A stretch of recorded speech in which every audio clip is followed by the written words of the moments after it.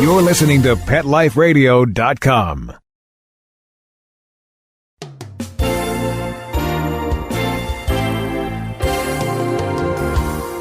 Victoria Schaefer, aspiring actress, babysitter extraordinaire, college student, and animal enthusiast, is on her own for the first time in New York City. Follow Victoria and her two dogs, Rue and Echo, as she cares for her furry friends and juggles home life and career, all the while managing to survive in the world's most hectic city. The exciting animal adventures and secret stories from both ends of the leash that make up the Tales of the City. Hey everyone, it's Victoria Schaefer, your host of Tales of the City on Pet Life Radio. Today I'm interviewing Rachel Hale McKenna, a New Zealand-based photographer best known for her work of animals and babies. She's a best-selling author and recently published a book called The New York Dog, which includes tons of quirky and fun pictures of dogs in unexpected locations throughout the 5 boroughs of New York, along with quotes and excerpts from New Yorkers. I came across her work at a Humane Society of New York benefit that doubled as the New York Dog book release party. Some of the proceeds of the book help the Humane Society continue rescuing dogs. So stick around, because after this commercial break, I'll be speaking with Rachel Hale McKenna about what it was like living in New York shooting this book. Time for a walk. In Central Park, of course. We'll be right back with more Tales of the City.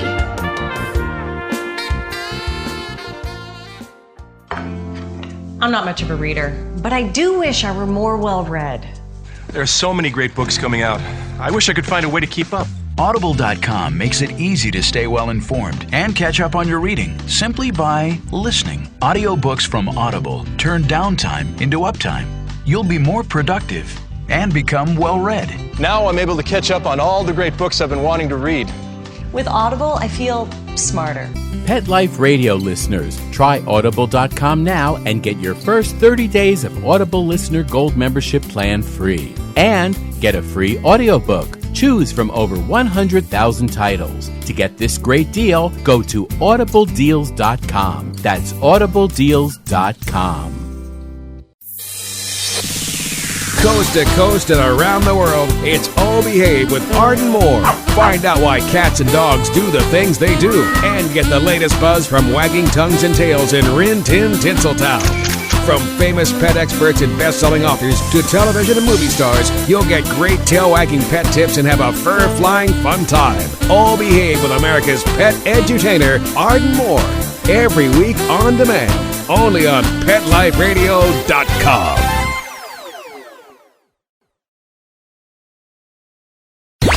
Let's talk pets. Let's talk pets On Pet Life Radio. Pet Life Radio. PetLifeRadio.com.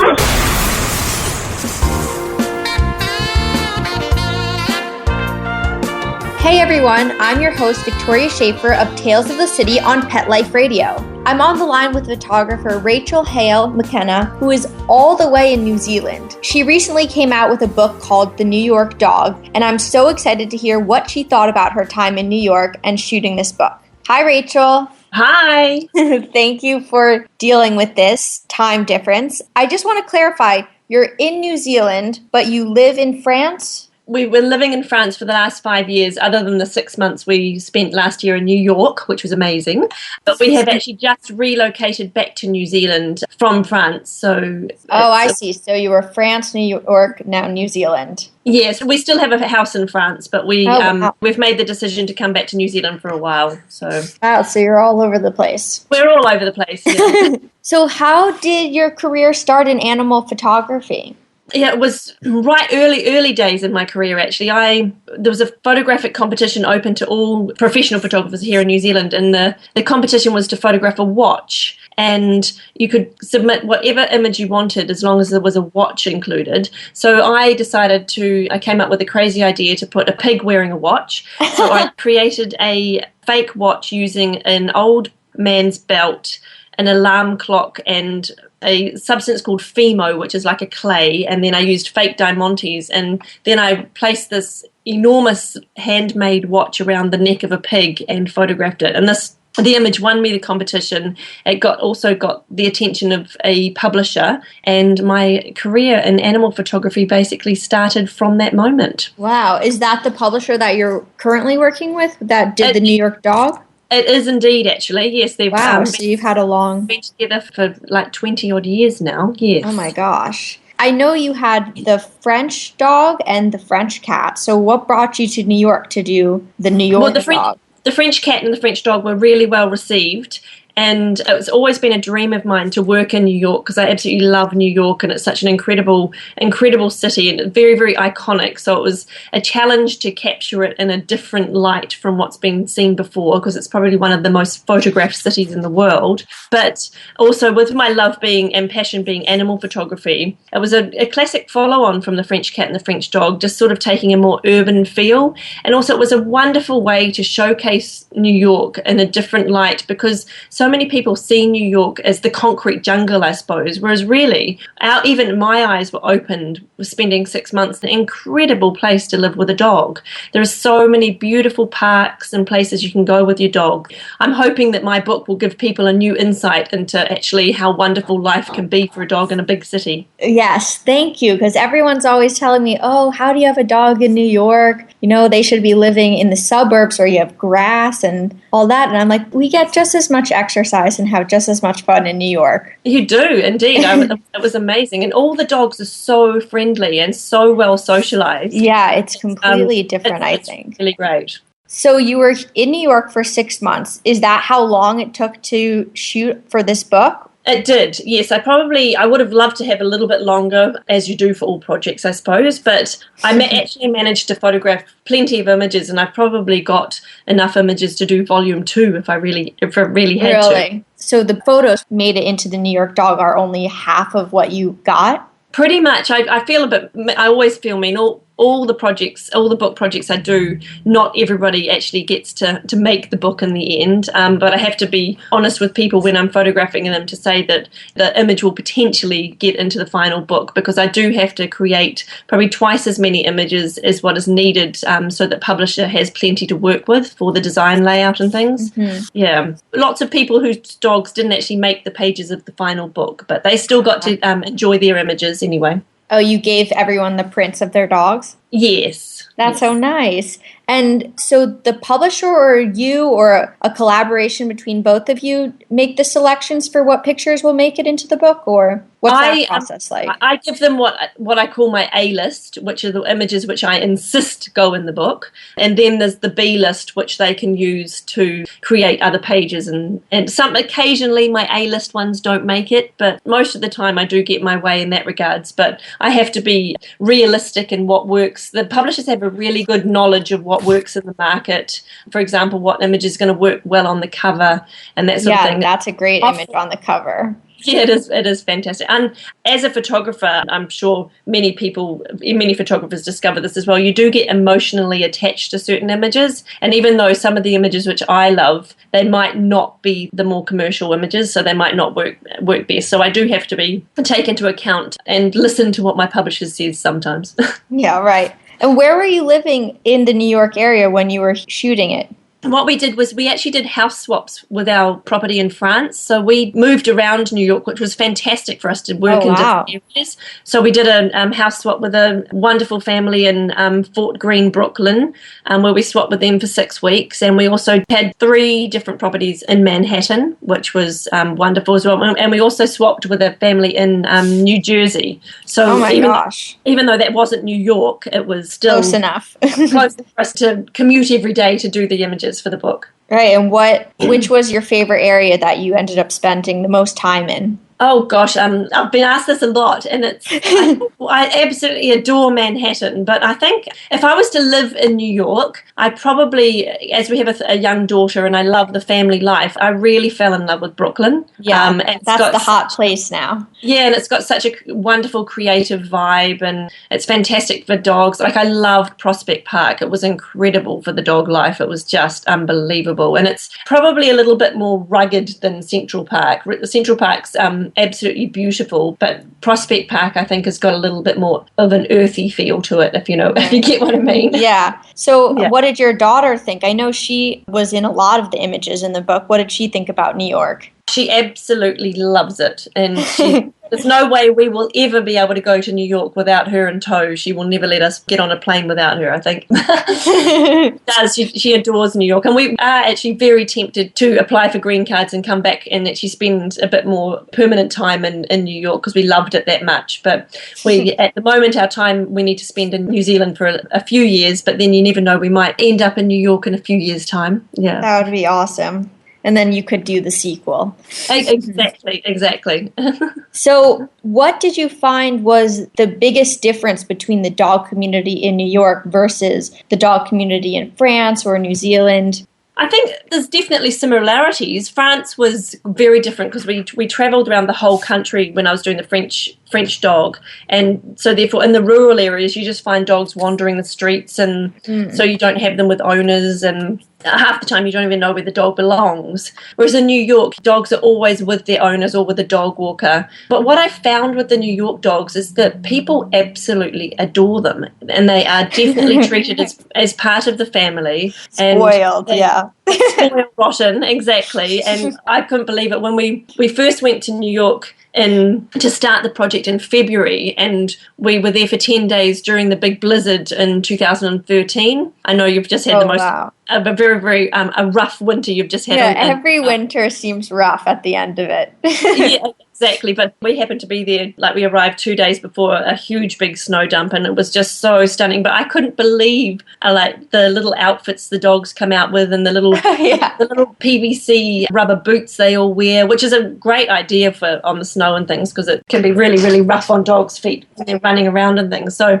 I just think it's just gorgeous, though, how they all take such wonderful care of their animals. But they truly are it's a city which loves their dogs more than I've ever discovered anywhere else, I think, Yeah. So how did you recruit all of your subjects for the book? Well, in February, as I say, when we first arrived, we had some postcards printed, and we just handed postcards out when we were out photographing, and I just explained to people what I was doing, and then we got people to email me with pictures of their dogs, the names of their dogs, little personality details about their dogs, and I also asked people to tell me favourite places in New York they went with their dog. So I got a really good collection of places to photograph, types of dogs to work with, and everybody who emailed me was incredibly keen to be involved. Of course, I ended up being inundated with people and dogs, so I wasn't able to photograph as many as that contacted me, unfortunately, but it was a really fantastic way of me finding my subjects. But there was a lot of people, a lot of dogs I photographed, which I did meet on the streets and befriended the owners basically, and arranged to photograph them and things. So, but a lot of it word of mouth. So you would just see a dog on the street and be like, "Oh, that's a beautiful dog. I want to photograph it." Yep, that's one cool. Of those classic photographers who picks up their models on the street. And which was your favorite dog to shoot? What was the most fun? Oh gosh, I can't answer that one. They're all gorgeous. You had to have some favorites. I do have to have some favorites. Or some challenges. Yeah.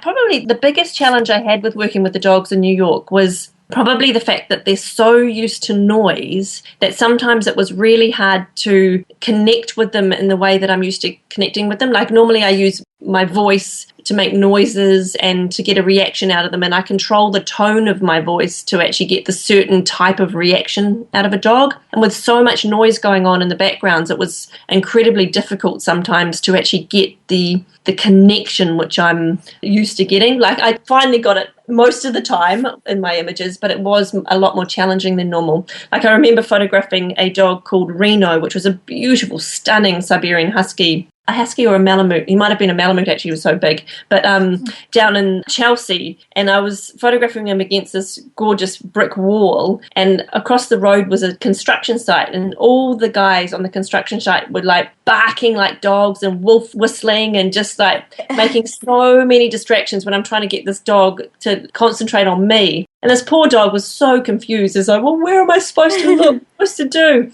But I did, as I say, I managed to get the perfect image, and he graces the pages of the book, so I'm proud of that one. But that was the type of challenges which I had to deal with. I know. I have 2 dogs. They start barking at you as you're walking down the street, like thinking your dog is going to respond. I know. So funny. You come across some interesting characters in Definitely. And what's your criteria for the dogs that you decided to photograph? Like you said, you got tons and you weren't able to photograph all of them. What was your criteria for, were you looking for characters? Were you looking for certain looks? Yeah, well, so what I had to do in the end was cull down the breeds and make sure that I wasn't too repetitive with the breeds which I was using. Mm-hmm. So I had to make sure I had a selection and a lot of variety through the pages of the book. And also, the main thing I'm always after when I'm photographing animals is personality. I don't necessarily want the perfect looking breed, like specimen of that breed, but what I'm wanting is personality and character, and something which is going to give my images a little bit more of a zing, if you know what I mean. Right. So you're talking about breed, and I know I originally met you at your book party, which also doubled as a fundraiser for the Humane Society of New York. And you have some rescues featured in the book. Is that right? Oh, definitely. This amazes me actually how many dogs which I photographed actually were rescue dogs, regardless of whether they were purebreds or crossbreeds. There's a lot of purebreds which come from rescue organisations, and I love the fact that the New Yorkers do really, really support the shelters, and do give those dogs which need homes wonderful homes. That's why I joined with the Humane Society of New York, because they're an incredible organisation, probably the longest standing organisation in New York, and they have incredible facilities, and the veterinary care they offer to the people of New York is wonderful. So it was definitely my chosen organisation to work with, and if you buy the book, a percentage of the proceeds goes towards the Humane Society of New York. Yeah, that's great. I actually won one of your photographs, which I'm looking at right now. It's hanging in my apartment. I think it's a Great Dane mix, a black and white on a bus with like bluish green seats.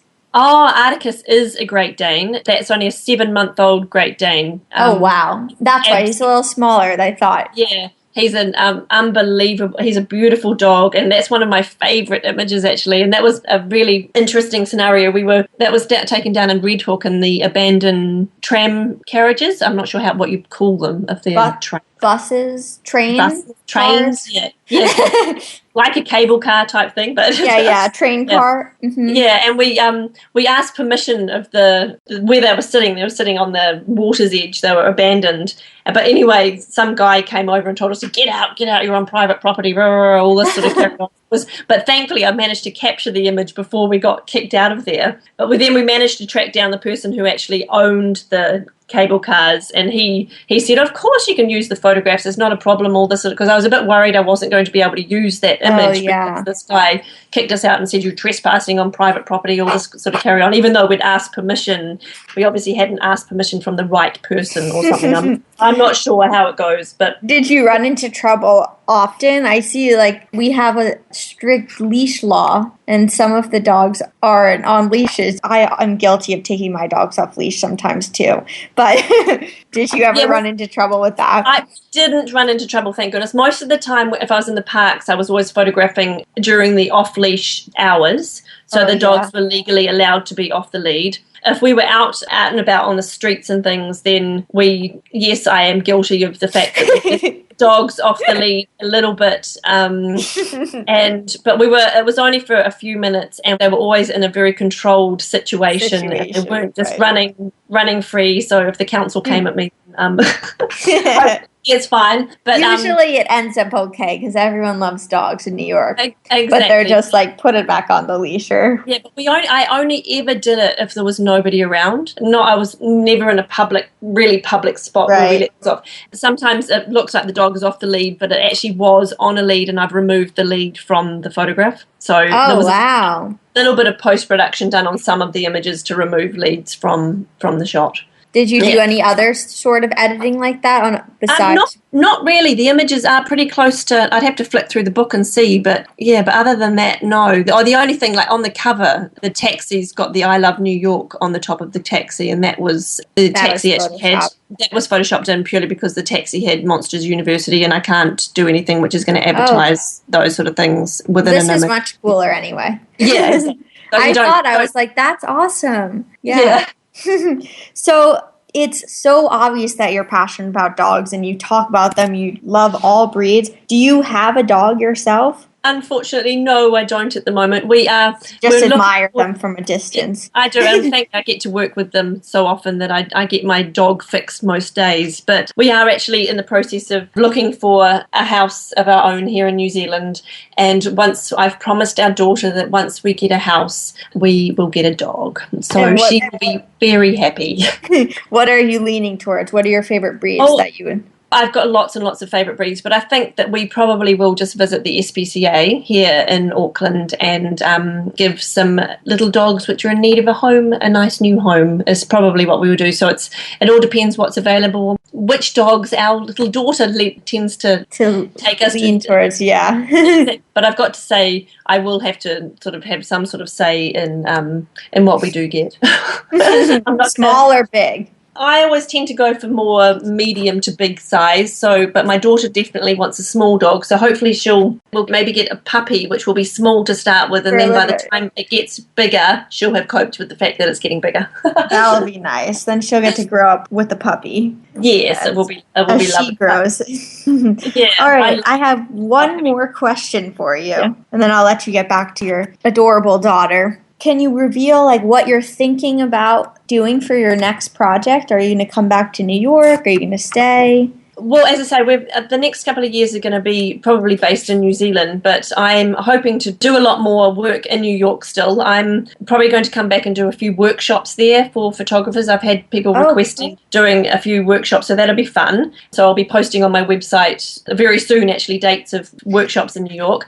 I'm also going to be promoting myself for private commissions. So if people are wanting to commission me to come and photograph their dog or cat, or rabbit or goldfish, whatever, all animals, I'm open to commissions. So I'm hoping to be able to come back a couple of times a year to New York and hopefully LA as well to be able to do private commissions as well. So for those if anyone's interested, they just go to the website, which is www.rachelmckenna.com, and the Rachel is Rachael. Perfect. I know tons of people that will be interested in both the workshop and pictures of their pets. Fantastic. Just tell them to keep an eye out on the website. Okay, good. Great. Thank you so much. Well, thank you for having me. Thank you. It was so fun, and I love your book. I'm actually have it right here, and I have your photo hanging on my wall. I just love your work. So, and I love that you contribute to charity as well. A great rescue. That's a necessity, really. It's the charities do and the organisations do such wonderful work for the animals out there. So it's the least I can do to support them. Thank you. Have a good day. Thanks, Victoria. Bye. So that concludes today's show. But before I say goodbye, I always like to end on a charitable note. The School for the Dogs, which just so happens to be where I take my dog, Echo, and tons of other New Yorkers take their dogs too, have a studio that recently burned down at the end of last year. It was started by two young women, Anna Grossman and Kate Sanisi. Together, they started School for the Dogs, a science-based dog training center run out of a converted living room of the floor-through apartment where Anna was born and raised. The school, which specialized in working with rescue dogs, quickly gained a following both citywide and internationally thanks to its efforts to make training fun, affordable, and accessible. It's been featured in the Wall Street Journal, the New York Times, The Guardian, and was even the answer to a question on NPR's Wait, Don't Tell Me. After an electrical fire originating in the wall of Anna's apartment destroyed both her living space and the School for the Dogs teaching space, they are now looking to rebuild in a new location, a bigger and better space that will give School for the Dogs the chance to bring positive reinforcement-based dog training to a wider swath of New Yorkers in order to help people live more happily with dogs in small spaces with the ultimate goal of working to keep dogs out of shelters. Rescued dogs get a 10% discount with appropriate paperwork. If you would like to donate to the School for the Dogs, which will help the New York City dog community. Visit Indiegogo.com, that is INDIEGOGO.com, and search New York City's School for the Dogs. I want to thank Rachel Hale McKenna for letting me interview her all the way in New Zealand. Thanks for listening, and join me next time for another fun and exciting Tale of the City. Let's Talk Pets, every week on demand, only on PetLifeRadio.com.